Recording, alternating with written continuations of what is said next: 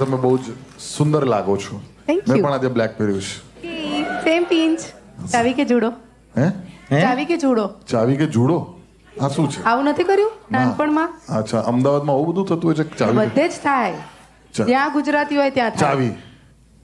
હા હવે જુડો બી જોઈ લો ને, જોઈએ તો શું થાય. જુડવાનું. એ લેવાનું તો યાર. અમારે ત્યાં સેમ પિંચ બોલીને ઘરે જતા રહેતા હતા પણ ચાવી કે જુડો? હા આ નવું આવ્યું લાઈક ચાવી કે જુડો? ચાવી જુડો કહે તો પછી જુડો કરવા આવી જાવ. ના, બરાબર જુડવાનું. અચ્છા તો સેમ કપડાં પહેર્યા દીપી નાખો એને કે કાલે રાખોડી પહેરીને આવજે એવું કંઈ.